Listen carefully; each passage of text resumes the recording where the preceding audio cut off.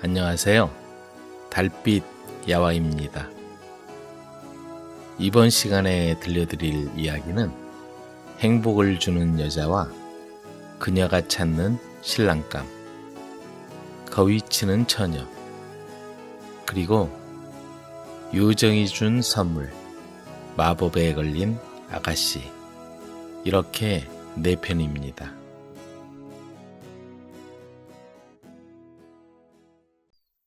행복을 주는 여자와 그녀가 찾는 신랑감. 옛날 어느 곳에 산이 있고 앞에는 강이 흐르는 경치가 아름다운 마을이 있었다. 거기에는 예쁘고 부지런한 아가씨가 살고 있었는데 그녀를 아는 사람들은 입에 침이 마르도록 칭찬이 자자하고 총각들은 아가씨를 한 번이라도 보는 게 소원이었다. 아가씨가 태어났을 때 어머니는 꿈을 꾸었다. 이 아이는 하늘에서 내린 특별한 아이란다. 사람들에게 행복을 전해주는 능력이 있지. 야광주의 빛으로 금바늘에 금실을 꿰어 수놓은 꽃은 영원히 시들지 않고 사람들을 행복하게 해준단다. 이 아이는 행복의 꽃을 수놓을 야광주와 금바늘, 금실 4돈을 가져오는 총각과 결혼시키도록 하거라. 어머니와 아가씨는 그 꿈을 마음속 깊이 새기고 있었다. 결혼할 나이가 되자 아가씨는 야광주와 금바늘, 금실 4돈을 가지고 오는 총각과 결혼하기로 마음먹었다. 아가씨가 사는 마을 아래쪽에 연상이라는 정직하고 성실한 총각이 살았다. 그는 오래전부터 아가씨의 소문을 듣고 틈만 나면 뒷산에 올라가 아가씨의 모습을 보려고 마을 쪽을 내려다보곤 했다. 다음에 아가씨의 어머니는 딸을 시집 보내려고 신랑감을 고르기로 했다.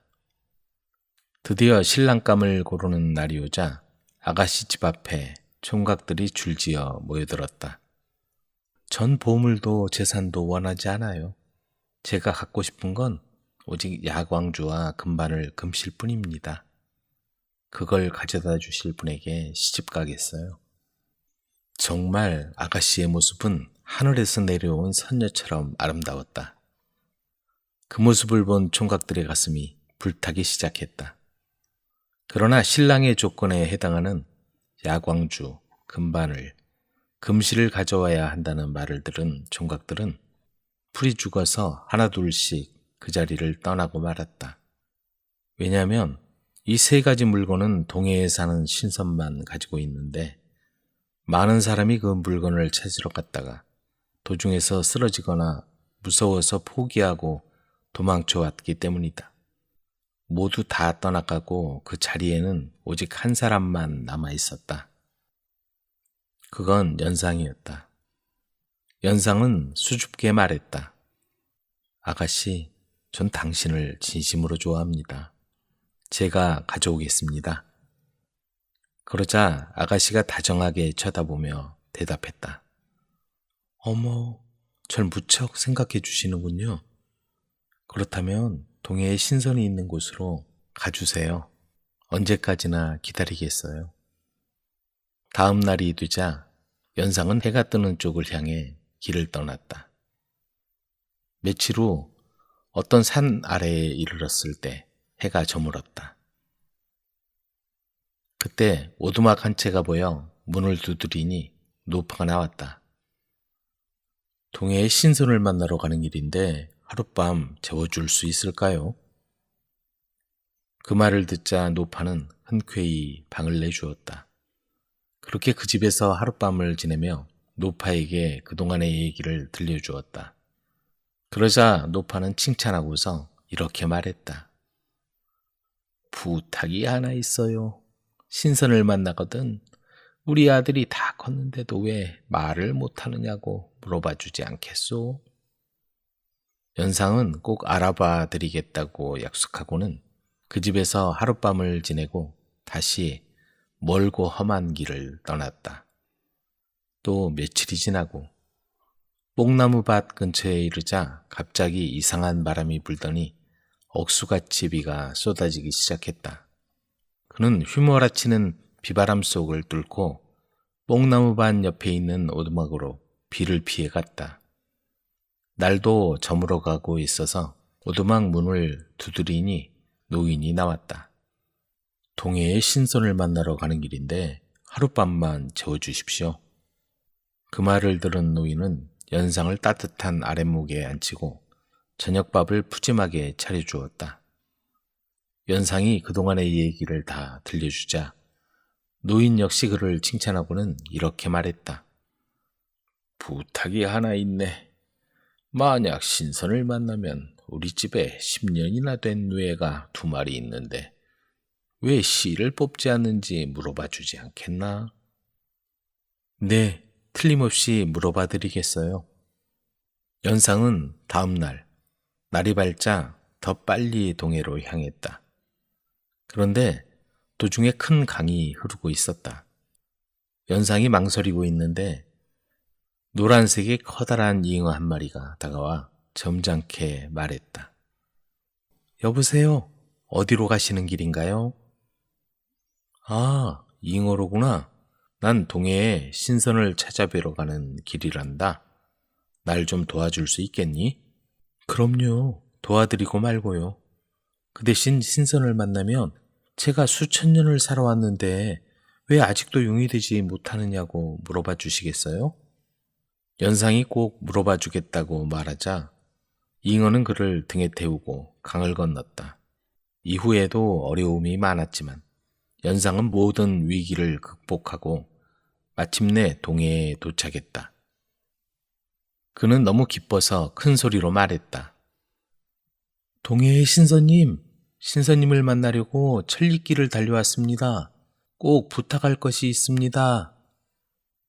그러자 바다 위에 허연 연기가 솟아오르고 그 속에서 흰 수염을 기르고 지팡이를 손에 든 신선이 나타났다. 어려운 길을 용케도 잘 찾아왔구나. 그동안 수고 많았다. 신선은 연상을 보고 빙그레 웃었다. 연상은 신선에게 절을 하고는 먼저 노파와 노인 그리고 잉어가 부탁한 걸 하나씩 물어보았다. 그러자 신선은 그 물음에 친절히 대답해 주었다.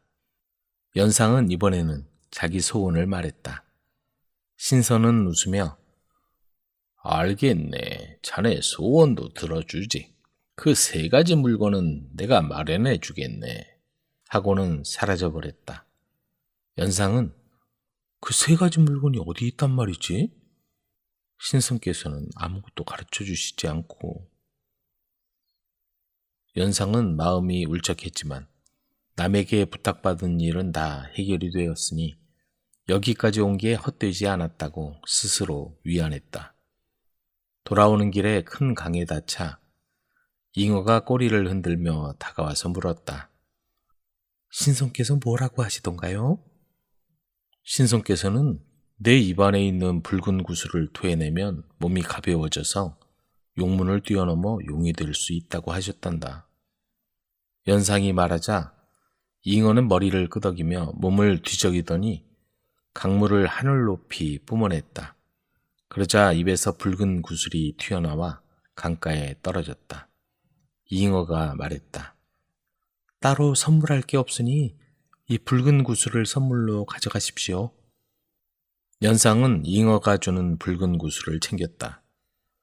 뽕나무 밭이 있는 마을에 오자 그 노인이 기다리고 있었다.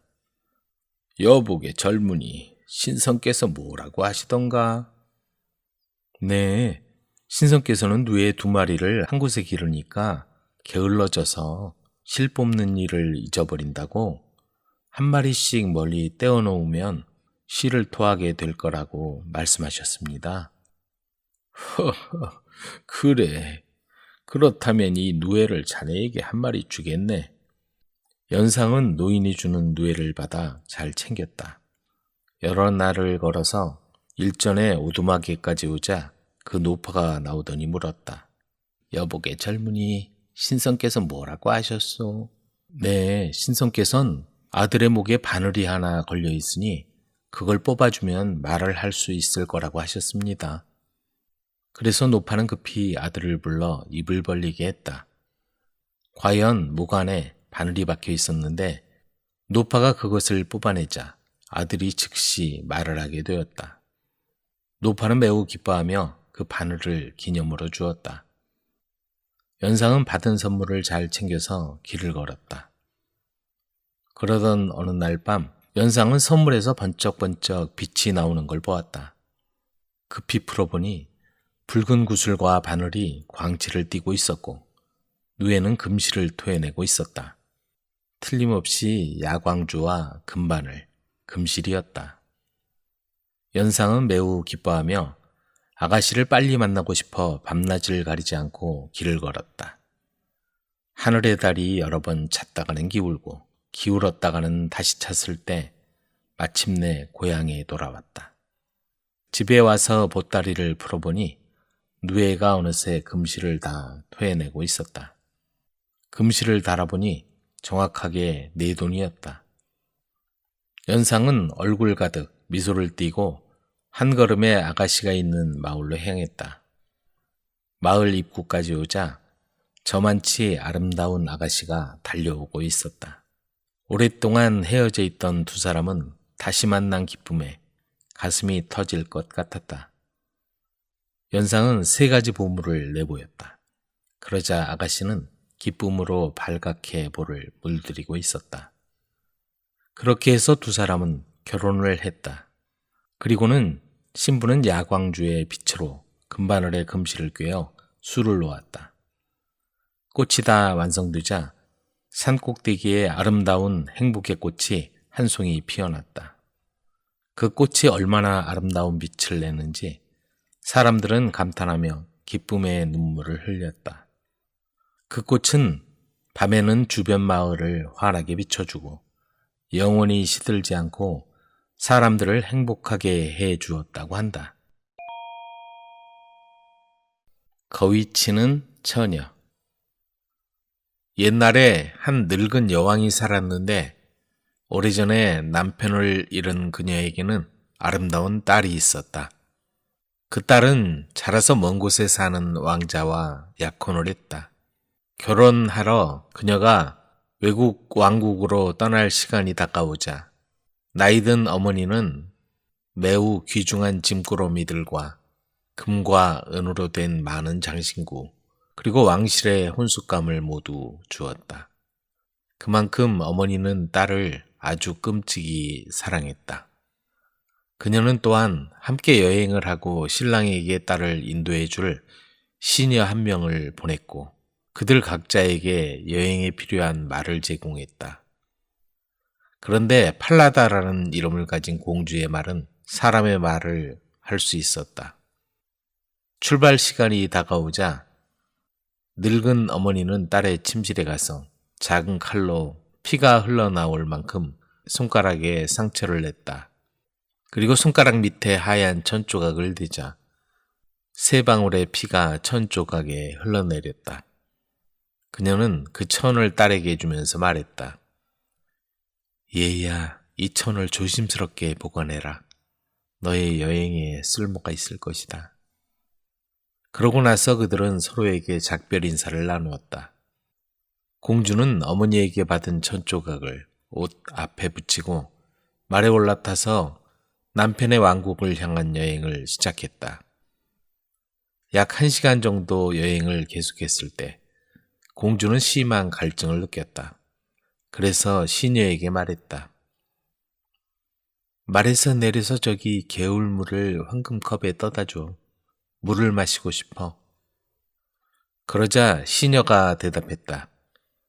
목이 마르면 직접 말에서 내려서 물가에 엎드려서 물을 마시세요. 나는 이제 당신의 몸쪽 노릇할 생각이 없어요. 너무 목이 마른 공주는 직접 말에서 내렸다. 그리고 개울가에 가서 몸을 숙이고 물을 마셨다. 황금잔으로 마시는 것조차 시녀가 허락하지 않았기 때문이었다. 공주는 물을 마시고 중얼거렸다. 세상에 맙소사, 내가 무슨 짓을 한 거야? 그러자 3방울의 피가 대답했다. 너의 어머니가 이 사실을 알기라도 한다면 그녀 가슴은 분명히 찢어질 듯 아플 거야.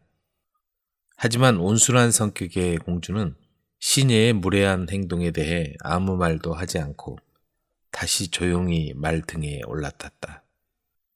그들은 수마일 동안 계속 여행을 했고 날은 몹시 더웠다. 햇볕이 그들에게 강하게 내리쬐었다. 그래서 공주는 잠시 후 다시 심한 갈증에 시달렸다. 시냇가를 지나가게 됐을 때 공주는 다시 한번 시녀에게 말했다. 제발 부탁이니 내려서 황금컵에 물 한 잔만 떠다 줘. 이미 오래전에 공주는 시녀의 무례한 행동을 잊어버리고 있었다. 하지만 시녀는 전보다 훨씬 거만한 태도로 대답했다. 물을 마시고 싶으면 말에서 내려서 물을 가져다 마셔요. 나는 당신의 몸쪽 노릇을 하지 않을 거예요. 매우 목이 마른 공주는 어쩔 수 없이 말에서 내려와서 흐르는 시냇물에 몸을 숙였다. 그리고 소리치며 말했다. 세상에 맙소사, 내가 무슨 짓을 하는 거야? 그러자 세 방울의 피가 대답했다. 너의 어머니가 이 사실을 알기라도 한다면 그녀 가슴은 분명히 찢어질 듯 아플 거야. 그녀가 물을 마시려고 물 위에 몸을 구부렸을 때 세 방울의 피가 묻어있던 천조각이 그녀의 가슴에서 떨어져 나와 시내 아래쪽으로 떠내려가 버렸다. 하지만 수심에 가득 찬 공주는 그것을 눈치조차 채지 못했다. 하지만 시녀는 그것을 보고 매우 기뻐했다. 핏방울을 잃어버린 공주가 힘이 없어지고 약해져 자신이 공주를 지배할 수 있을 거라는 것을 알았기 때문이었다. 그래서 공주가 그녀의 말인 팔라다에 다시 올라타려 했을 때 시녀가 소리쳤다. 내가 팔라다에 올라탈 테니 너는 내 말에 올라타. 공주는 그 명령에도 따라야만 했다. 게다가 시녀는 공주에게 공주 옷을 벗고 자신의 평범한 옷을 입으라고 가혹하게 명령했고 또한 그들이 궁궐에 도착하고 나서도 그 일에 대해서 한마디도 말하지 않겠다고 하늘에 맹세하게 했다. 그렇게 맹세하지 않았다면 시녀는 그 자리에서 공주를 해쳤을 것이다. 하지만 팔라다는 그 모든 일을 살펴보면서 가슴속 깊이 새겼다. 시녀는 이제 팔라다의 등에 올라탔고 진짜 신부인 공주는 시녀가 타던 말에 올라탔다. 그렇게 그들은 여행을 계속해서 마침내 궁전 뜰에 도착했다. 그들이 도착하자 커다란 환성이 터져나왔고 왕자는 그들을 맞이하기 위해 직접 달려나왔다. 시녀를 자기의 신부로 여긴 왕자는 그녀를 안아서 말에서 내린 후 왕실이 있는 위층으로 데리고 갔다. 그동안 진짜 공주는 뜰에 서 있었다. 바로 그때 창밖을 내다보고 있던 늙은 왕이 그러한 공주의 모습을 보고 아름답고 우아한 모습에 깊은 인상을 받았다. 그는 즉시 왕실로 가서 신부에게 지금 뜰에 서 있는 여자가 누구인지 물었다. 그러자 신부가 대답했다. 아, 그 여자는 제가 여행길에 말동무하려고 데려왔어요. 시키실 일이 있으시면 그 여자에게 하세요. 게으름을 피우지는 않을 거예요. 하지만 늙은 왕은 그녀에게 시킬 일이 없었고 다른 마땅한 일도 생각나지 않았다. 그래서 왕이 말했다. 거위들을 돌보는 젊은이가 있는데 그를 도와주면 되겠군. 그 젊은이의 이름은 쿠켄이었고 진짜 신부는 그가 거위를 돌보는 일을 도와주게 되었다. 그 일이 있고 나서 가짜 신부가 왕자에게 말했다. 여보, 제 부탁 하나만 들어주세요. 그러자 왕자가 말했다. 들어줄 테니 말해보시오. 도축업자를 시켜서 제가 타고 온 말에 목을 베게 해주세요. 그 말은 여행 내내 몹시 무례하게 행동했어요. 하지만 사실은 자기가 공주를 어떻게 대했는지를 그 말이 말해버리지나 않을까 몹시 두려웠던 것이다. 결국 그녀는 자신의 목적을 이루었고 충직한 팔라다는 죽을 운명에 처했다. 그 소식이 진짜 공주의 귀에 들어가자 그녀는 도축업자에게 가서 그가 그녀를 위해 어떤 일을 해준다면 황금 한 조각을 주겠다고 비밀스럽게 거래했다. 마을에는 시꺼먼 커다란 문이 있었는데 그녀는 밤낮으로 거위떼들과 함께 그 문을 통과해야만 했다. 도축업자가 과연 팔라다의 목을 친절하게 거기에 매달아서 공주가 다시 한번 그 말을 볼 수 있게 될 것인가? 도축업자는 그녀가 바라는 대로 해주겠다고 약속했고 말의 목을 베고 난 후 그 목을 문 위에다 단단히 매달아 놓았다. 다음 날 아침 일찍 진짜 공주와 쿠켄이 거위떼를 몰고 문을 통과하려 할 때 그녀가 문 아래를 지나가면서 말했다. 팔라다. 여기 매달려 있구나. 그러자 말의 목이 대답했다. 이곳을 지나가는 이는 아름다운 공주님, 당신이시군요. 당신의 어머니가 이 사실을 알기라도 한다면 그녀 가슴은 분명히 찢어질 듯 아플 거예요.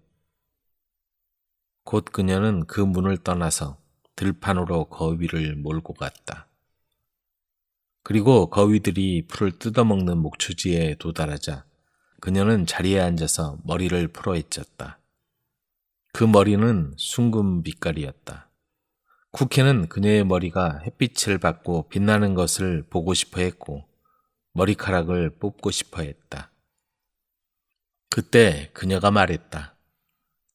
바람아, 바람아, 조용히 불어서 쿠켄의 모자를 멀리 날려보내라. 어지럽게 내려온 내 황금빛 머리타래가 곱게 비껴지고 따아질 때까지 그가 저 들판과 평야 너머로 모자를 찾아 돌아다니게 말이야. 그러자 돌풍이 불어와서 쿠켄의 모자를 멀리 날려보냈고 그는 그것을 쫓아서 언덕과 골짜기 사이를 헤매다녀야 했다. 그가 돌아왔을 때 이미 그녀는 머리를 다 빗어서 곱게 말아올려 버렸기 때문에 그는 그녀의 머리카락을 전혀 얻을 수 없었다. 매우 화가 난 쿠켄은 그녀에게 한마디도 하지 않으려 했다. 그렇게 그들은 저녁이 될 때까지 거위들을 돌보고 나서 집으로 돌아왔다. 다음 날 아침 그들이 문 아래를 지나가려 할 때 처녀가 말했다. 팔라다, 여기 매달려 있구나. 그러자 말의 목이 대답했다. 이 아래를 지나가는 이는 아름다운 공주님, 당신이시군요. 당신의 어머니가 이 사실을 알기라도 한다면 그녀의 가슴은 분명히 찢어질 듯 아플 거예요. 곧 그녀는 계속해서 가던 길을 갔고 목초지에 도착했다. 그녀는 그곳에 앉아서 머리를 빗기 시작했다. 그러자 쿠켄이 그녀에게 달려와서 머리카락을 붙잡으려 했다. 하지만 그녀가 급히 소리쳤다. 바람아, 바람아, 조용히 불어서 쿠켄의 모자를 멀리 날려보내라. 어지럽게 내려온 내 황금빛 머리타래가 곱게 비껴지고 따아질 때까지 그가 저 들판과 평야 너머로 모자를 찾아 돌아다니게 말이야. 그러자 바람이 휙 불어오더니 쿠켄의 모자를 멀리 날려보냈다. 그래서 그는 어쩔 수 없이 모자를 쫓아 뛰어가야만 했다. 그리고 그가 돌아왔을 때 이미 그녀는 황금빛 머리털의 손질을 끝마쳐버렸기 때문에 그는 한 올의 머리카락도 얻을 수 없었다. 그리고 그들은 어두워질 때까지 거위들을 돌보았다. 하지만 저녁이 되어서 그들이 집으로 돌아오자 쿠케는 늙은 왕에게 가서 말했다. 더는 그 처녀와 거위를 돌보기 싫습니다. 왜 그러느냐? 왕이 물었다. 그 처녀는 온종일 제 속만 태웁니다. 쿠케는 그렇게 대답하고 나서 계속해서 그녀가 저지르는 일들에 대해 털어놓았다. 아침마다 거위떼를 이끌고 시꺼먼 문을 지나갈 때면 그녀는 그 문에 매달려 있는 말의 목에다가 다음과 같이 말합니다. 오, 팔라다, 여기 매달려 있구나. 그러면 말의 목이 대답합니다. 이 아래를 지나가는 이는 아름다운 공주님 당신이시군요. 당신의 어머니가 이 사실을 알기라도 한다면 그녀의 가슴은 분명히 찢어질 듯 아플 거예요. 그리고 쿠키는 계속해서 거위들이 먹이를 먹는 목초지에서 벌어진 일과 그가 어떻게 해서 항상 모자를 쫓아다녀야 했는지 말했다. 늙은 왕은 그에게 돌아가서 평소처럼 다음 날에도 거위 무리를 돌보라고 명령했다. 그리고 아침이 오자 왕은 직접 시꺼먼 문 아래에 자리를 잡고서 거위를 돌보는 처녀가 어떻게 팔라다에게 인사하는지 들었다. 그러고 나서 그는 들판으로 그녀를 쫓아가서 목초지의 숲을 속에 몸을 숨겼다. 그는 곧 자신의 눈으로 직접 거위를 돌보는 처녀가 어떻게 거위들을 돌보는지 보았으며 잠시 후에 그 처녀가 자리에 앉아서 머리를 풀자 그 머리가 황금처럼 빛나는 것을 보았으며 그 처녀가 다음과 같이 반복해서 말하는 것을 들었다. 바람아 바람아 조용히 불어서 쿠켄의 모자를 멀리 날려보내라. 어지럽게 내려온 내 황금빛 머리타래가 곱게 비껴지고 따질 때까지 그가 저 들판과 평야 너머로 모자를 찾아 돌아다니게 말이야. 그러자 돌풍이 불어서 쿠켄의 모자를 날려보냈고 그는 모자를 쫓아서 언덕과 골짜기를 향해서 급히 달려가야 했다. 그동안 처녀는 조용히 빗은 머리를 따았다. 이 모든 일을 관찰하고 나서 왕은 누구도 눈치채지 못하게 왕궁으로 돌아왔다. 저녁이 되어 거위를 돌보는 처녀가 돌아오자 그는 그녀에게 주의를 주면서 왜 그렇게 행동했는지 물었다. 저는 이유를 말할 수 없습니다. 어떻게 해서 제가 제 슬픔을 감히 털어놓을 수 있겠어요? 저는 그 일을 털어놓지 않겠다고 하늘에다 맹세했어요. 맹세하지 않았더라면 저는 제 목숨을 잃었을 것입니다. 늙은 왕은 그녀에게 모든 것을 다 말해달라고 요청하면서 그녀를 괴롭혔다. 하지만 그녀는 한마디도 하지 않았다. 마침내 왕이 말했다. 좋다. 네가 말하지 않겠다면 너의 괴로움을 저기 있는 난로에다 털어놓거라. 그렇게 말하고 나서 그는 가버렸다. 그러자 그녀는 난로로 살금살금 다가가서 흐느끼기 시작했고 그녀의 작고 불쌍한 가슴속에 맺혀있는 것들을 터뜨리기 시작했다. 왕의 딸인 내가 모든 세상에서 버림받고 이곳에 앉아있구나. 충직하지 못한 시녀가 내 옷을 강제로 벗기고 내 자리를 차지해버렸어. 그리고 나는 거위 돌보는 미천한 일을 해야만 해. 내 어머니가 이 사실을 알기라도 한다면 그녀의 가슴은 분명히 찢어질 듯 아플 거야. 하지만 왕은 날로 굴뚝 밖에 서서 그녀가 하는 말들을 모두 들었다. 그는 곧 다시 방으로 들어가서 처녀에게 왕실의 옷을 입어보라고 명령했다. 그 옷을 입은 처녀의 모습은 놀랍도록 사랑스러웠다. 왕은 곧 아들을 불러서 그가 시녀에 불과한 거짓 신부를 얻었다는 사실을 알려주었고 진짜 신부는 거위 돌보는 처녀의 모습으로 그 옆에 서 있다는 것을 알려주었다. 젊은 왕은 그녀의 미모와 마음씨를 알아보고 진심으로 기뻐했다. 곧 성대한 연회가 준비되었고 모든 이들이 초대받았다. 신랑은 식탁의 주인 자리에 앉았고 공주와 시녀는 각각 신랑의 왼쪽과 오른쪽에 앉았다. 하지만 시녀는 온갖 반짝이는 장신구들로 치장한 공주의 모습에 눈이 부셔서 그녀가 누구인지 미처 알아차리지 못했다. 사람들이 모두 먹고 마시면서 즐거워하자 늙은 왕은 시녀에게 어려운 문제를 풀어달라고 요청했다. 왕은 다음과 같은 문제를 냈다. 모든 이들을 속인 사람을 어떻게 했으면 좋겠냐? 그리고 왕은 이야기의 앞뒤를 말하고서 다음과 같이 끝맺었다. 자, 그렇다면 그 사람에게 어떤 판결을 내려야 하겠느냐? 그러자 가짜 신부가 대답했다. 그 여자를 날카로운 못이 박힌 통 속에 집어넣어야 합니다. 그리고 2마리의 하얀 말이 그 통을 여기저기 끌고 다니도록 해야 합니다. 그러자 왕이 말했다. 네가 바로 그 사람이다. 네가 자신에게 판결을 내렸으니 정확히 그대로 너에게 할 것이다. 판결이 집행되자 젊은 왕은 자신의 진짜 신부와 결혼을 했고 2사람은 평화롭고도 행복하게 왕국을 다스렸다. 요정이 준 선물. 옛날에 2명의 딸을 가진 미망인이 살았다.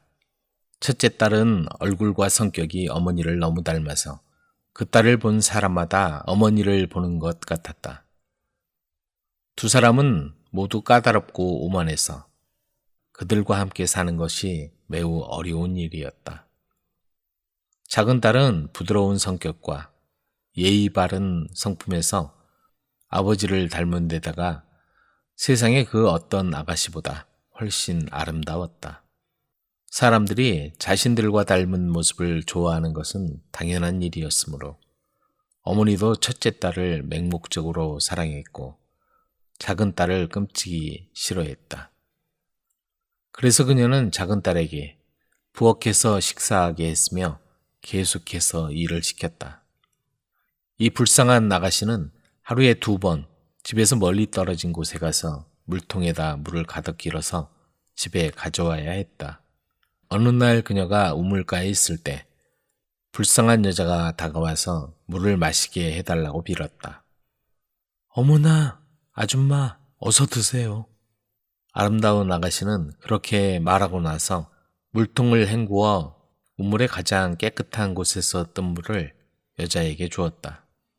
그리고 그 여자가 더 쉽게 물을 마실 수 있도록 물통을 들고 있었다. 그 여자는 물을 다 마시고 나서 말했다. 너는 정말 아름답고 마음씨가 좋은 데다 예의가 바르구나. 그래서 너에게 선물을 주지 않을 수가 없구나.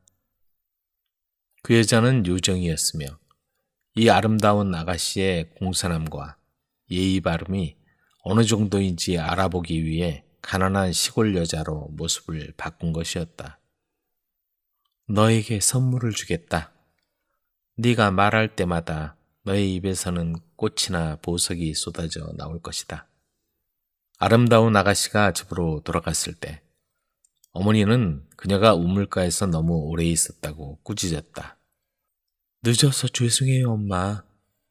그녀가 그렇게 말을 하자 입에서 장미꽃 2송이와 진주 2개, 그리고 다이아몬드 2개가 튀어나왔다. 내가 본 게 뭐지? 진주와 다이아몬드가 입에서 튀어나오는 것을 본 것 같은데? 얘야, 무슨 일이 있었니? 깜짝 놀란 어머니가 물었다. 그녀는 처음으로 아가씨에게 얘야라고 불렀다.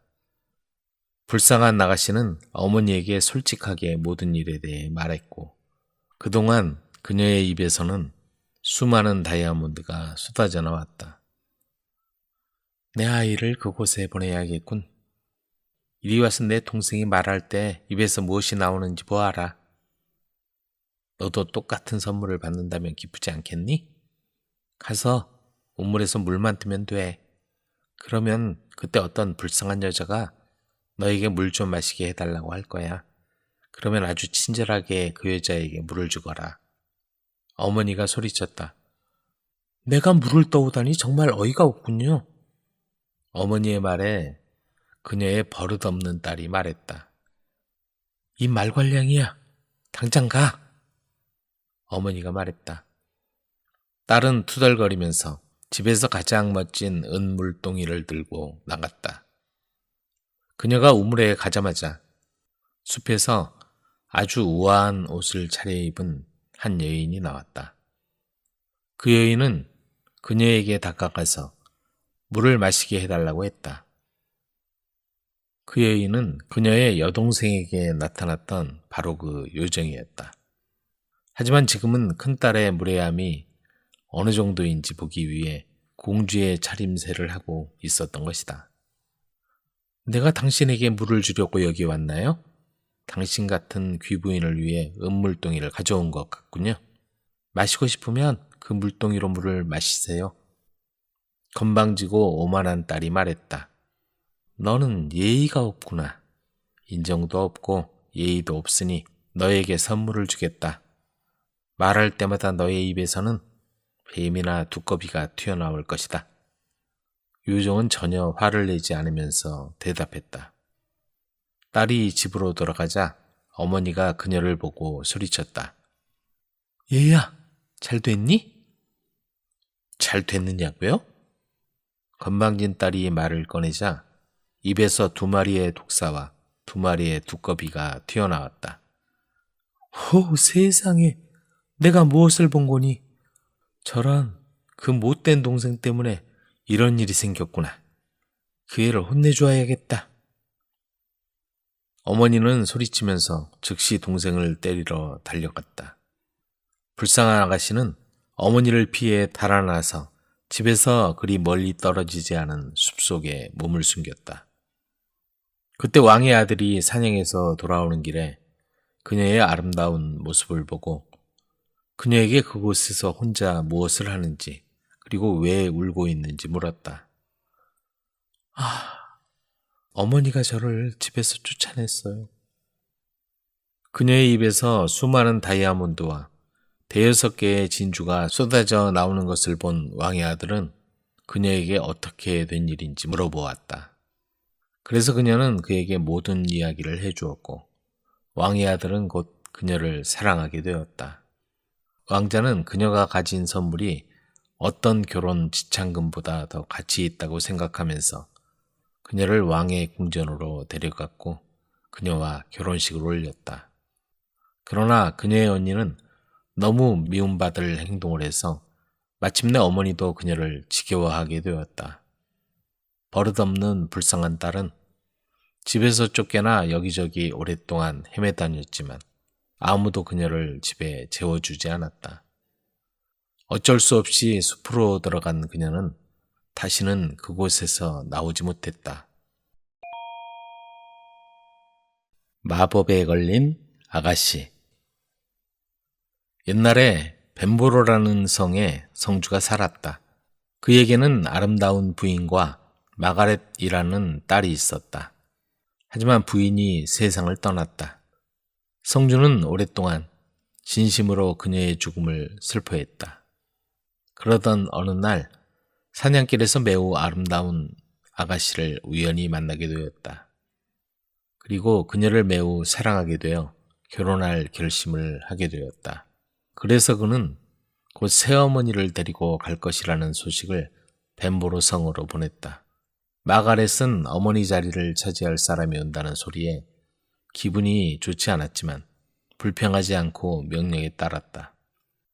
예정된 날 성문으로 와서 계모에게 열쇠들을 넘겨줄 준비를 하고 기다렸다. 곧 행렬이 가까이 다가왔다. 그리고 계모가 마가렛에게 다가왔다. 마가렛은 낮게 머리 숙여 인사하고는 성의 열쇠를 그녀에게 내밀었다. 마가렛은 뺨과 눈이 발그스레한 채 말했다. 사랑하는 아버지, 당신의 대저택에 오신 것을 환영합니다. 그리고 새어머니 환영합니다. 여기 모든 건 당신의 것입니다. 그리고 열쇠들을 내밀며 넘겨주었다. 계모를 호위하던 기사 중 한 명이 감탄하며 소리쳤다. 분명히 아가씨는 세상에서 가장 사랑스러운 분일 겁니다. 그때 계모는 질투심에 온통 얼굴을 붉히며 외쳤다. 최소한 내게는 호의를 베풀지 말았어야 했는데 그랬구나. 그리고는 낮은 목소리로 중얼거렸다. 곧 너의 아름다움을 없애버리고 말 거야. 그날 밤 유명한 마녀인 그 여자는 조금 떨어진 지하 토굴로 몰래 내려가 마술을 부렸다. 주문을 9번 반복하고 기괴한 몸놀림을 81번 반복하며 마가렛이 주문에 걸려들게 했다. 나는 내가 흉측한 괴물이 되리라 예언한다. 왕의 아들인 와인드가 와서 3번 입맞춤할 때까지 다시는 너의 옛 모습으로 돌아가지 못할 것이다. 그러자 잠자리에 든 아름다운 마가렛이 흉측한 괴물로 변해버렸다. 시녀들이 아침에 옷을 입혀주러 왔을 때 침대 위에 무시무시한 괴물이 또아리를 틀고 있는 것을 보았다. 괴물이 몸을 풀고 다가왔다. 그들은 비명을 지르며 달아났다. 그 괴물은 기어서 느릿느릿 언덕으로 갔다. 바위 위에 또아리를 틀고 주둥이는 공중에 내밀고 환히 보이게 누워 있었다. 곧 나라 전체에 흉측한 괴물에 대한 소문이 퍼졌다. 그 괴물은 배가 고파 자기 동굴에서 기어나와 닥치는 대로 뭐든지 먹어치웠다. 그래서 사람들은 뛰어난 마법사를 찾아가 어떻게 해야 할지 물었다. 마법사는 그의 마술을 통해 훤히 보면서 말했다. 이 흉측한 괴물이 실은 마가렛 아가씨요. 그런 행동을 한 건 배가 고파서죠. 암소 7마리를 따로 기르면서 매일 해가 질 때쯤 소들이 언덕 아래쪽 돌 홈통에 흘려보내는 우유방울을 가져다 주세요. 그러면 그 괴물은 나라를 괴롭히지 않을 겁니다. 만약 그녀가 본 모습을 되찾고 주문을 건 사람을 처벌하고 싶다면 바다 건너 와인드 왕자를 데려오도록 사람을 보내시오. 마법사가 충고한 대로 일이 진행되었다. 흉측한 괴물은 7마리 소에서 나온 우유로 살았고 나라에 해를 끼치지 않았다. 와인드는 그 소식을 듣자 33명의 병사를 뽑아 출정 준비를 시작했다. 그들은 커다란 배를 만들었다. 아주 단단한 나무로 만든 평평한 배였다. 모든 준비가 끝나자 노를 잡고 벤보로 성곽을 향해 똑바로 저어 나아갔다. 그러나 성곽 가까이 다가가자 마녀는 마술의 힘으로 그녀에게 좋지 않은 일이 일어나고 있음을 느꼈다. 그녀는 사악한 난쟁이들을 불러내어 말했다. 와인드가 바다를 넘어오고 있단다. 그가 절대로 육지에 오르게 하면 안 돼. 폭풍을 일으키든지 배에 구멍을 뚫어라. 어떻게 하든 그가 해안으로 올라오면 안 된다. 그래서 사악한 난쟁이들은 와인드의 배를 만나러 달려나갔다. 하지만 배 가까이 가자 자신들의 힘으로는 배에 영향을 주지 못한다는 것을 알았다. 배가 아주 튼튼한 나무로 만들어졌기 때문이었다. 어떻게 해야 할지 몰라서 계모에게 돌아갔다. 마녀는 호위병에게 와인드가 그들 주위로 상륙하면 덮치라고 명령했다. 그리고는 주문을 걸어 괴물에게 항구 입구에서 기다리게 했다. 배가 다가오자 괴물은 또아리를 풀고 물에 뛰어들어 와인드의 배를 붙잡고는 해안에서 멀어지도록 쿵쿵 쳤다. 와인드는 부하들에게 계속 용감하고 강하게 노를 젓도록 하며 시도를 3번이나 했으나 그때마다 괴물이 배가 해안에 닿지 못하게 했다. 그러자 와인드는 배를 해안에서 조금 떨어진 곳으로 가게 했다. 마녀는 그가 해안으로 상륙하려는 시도를 포기했다고 생각했다. 마녀 생각과는 달리 와인드는 단지 상륙 지점을 돌려 기슭에 안전하고 확실하게 상륙했다. 그리고는 칼을 빼들고 활을 겨누며 부하들과 함께 상륙을 방해한 무시무시한 괴물과 싸우려고 돌격했다. 그러나 와인드가 상륙했을 때 괴물에게 건 주문의 힘이 사라졌다. 괴물은 쉼터로 돌아가 홀로 있었다. 와인드가 칼을 들자 마가렛의 목소리가 괴물의 턱 사이로 흘러나왔다. 당신의 칼을 거두세요. 당신의 활을 치우세요. 그리고 내게 입맞춤을 3번 해주세요. 독이 있는 괴물이지만 당신에게는 아무런 해를 끼치지 않겠어요. 그러자 와인드는 칼을 거두었다. 그 괴물 안에 마력이 없다면 이 일을 어떻게 해야 할지 알 수 없었다. 그 순간 흉측한 괴물이 다시 말했다. 당신의 칼을 거두세요. 당신의 활을 거두세요. 그리고 내게 3번 입맞춤을 해주세요.